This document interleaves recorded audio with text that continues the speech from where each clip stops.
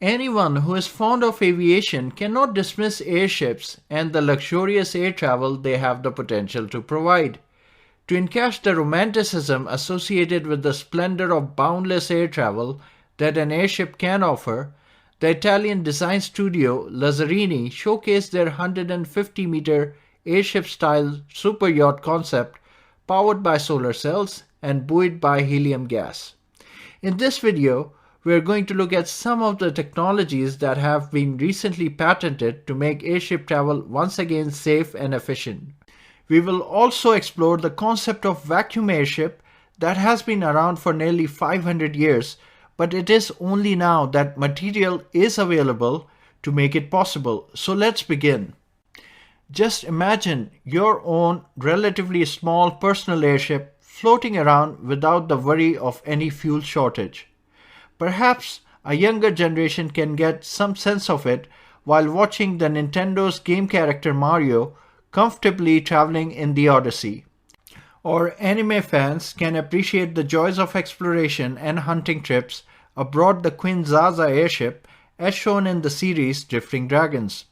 Many of us think of airships as machines of a bygone era. And yet, every now and then we keep hearing that these giant aerial vehicles are making a comeback. But just like the flying car, the news never seems to realize. It has to be mentioned though that unlike flying cars, airships have been in existence and are being used in niche areas such as surveillance, broadcast, marketing, and even for passenger transport. For example, in Germany, airship flights can be booked for sightseeing. They travel between towns and around cities every year from April to October.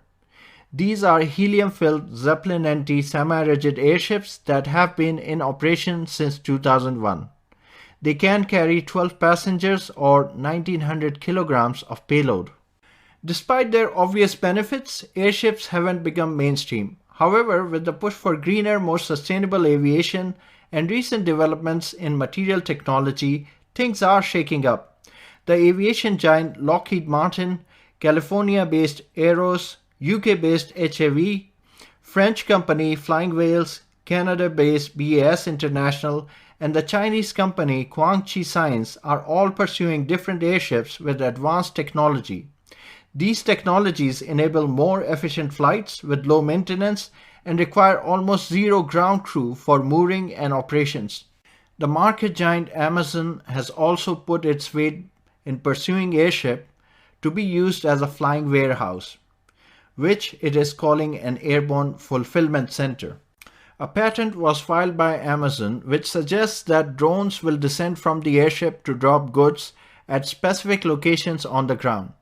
The aerial warehouses would visit places where Amazon expects the demand for certain goods to boom. For example, it could be near sporting events or festivals where they would sell food or souvenirs to spectators. Just before we dive into recent research and developments that have made use of airships more compelling, let's explore one particular chapter of aviation history that is very relevant. In 1670, Francesco Lana proposed a floating airship that did not use any lighter-than-air gas but instead used vacuum. The benefit was obvious. Hydrogen is 14 times lighter than air, helium is 7 times lighter. Vacuum, well, it doesn't have any weight. So if we were to design a vessel that could hold a vacuum, then we have the potential to create an airship that is less than half the size of a hydrogen-filled airship. The problem, however, is that till recently we did not have materials that are strong enough to hold a vacuum and still be lighter than the air that they have displaced.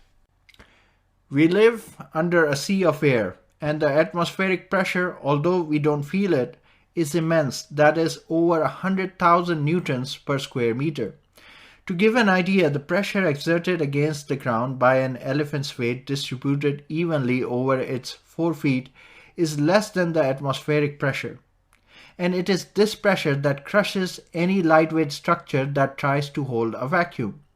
We don't feel this pressure because our inside pressure is the same as the outside pressure, but if you try to take air out of a juice box with a straw, you will be able to notice the effects of this crushing force. Interestingly, we have made vessels that have successfully carried humans to the bottom of the Mariana Trench, where the pressure outside was more than 1,000 times the inside vessel pressure. But weight wasn't an issue in making those submarines. Mathematically, a hollow sphere is the perfect shape to hold a vacuum. But researchers had shown that there is no conventional material that can be made into a thin shell sphere which doesn't get crushed while holding a vacuum and is lighter than the air it displaces. The buckling forces exceed the material's strength.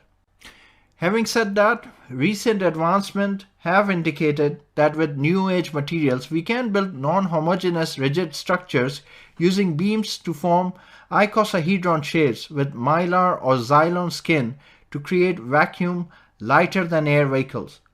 This research was carried out lately for the US Air Force.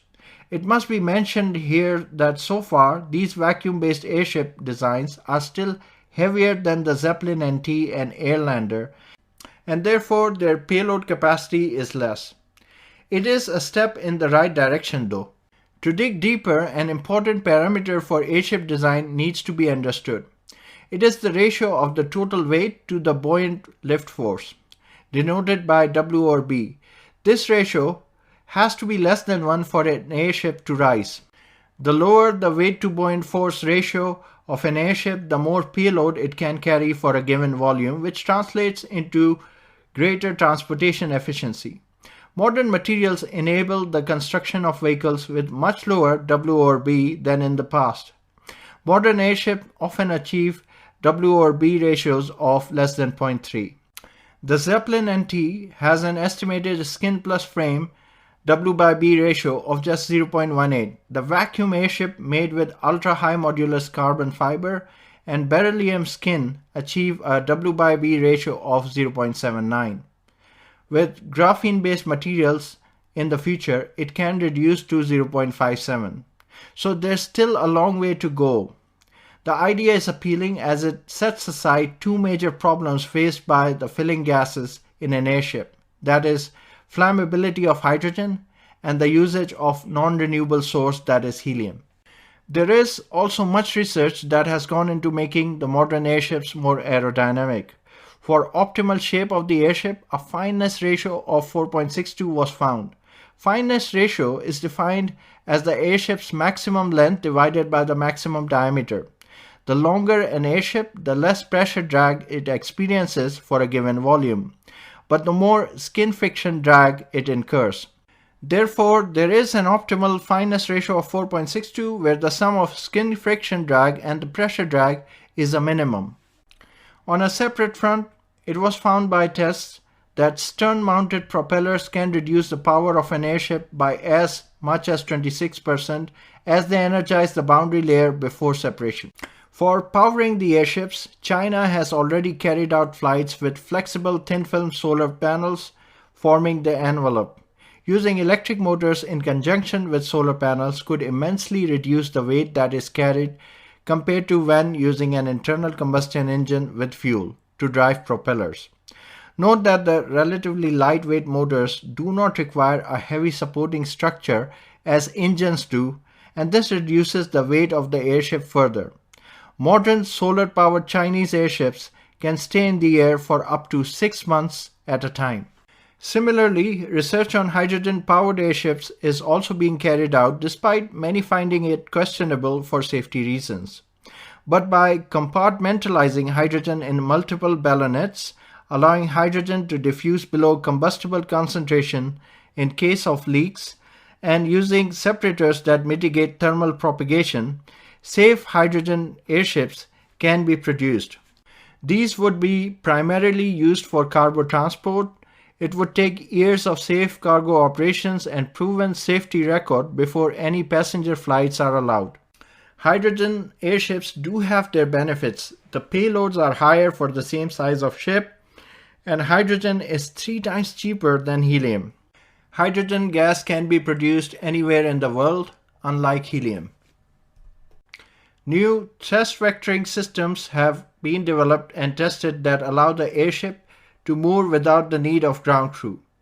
To eliminate the need of ballast, compression systems have been made that compress helium from balloonets into storage tanks after landing. Lazzarini have also indicated the use of this system in their flying superyacht. So, the technologies are certainly there to aid the new generation of airships. As reported by the BBC, there could be up to 150 cargo airships alone operating in our skies in the next 8 years.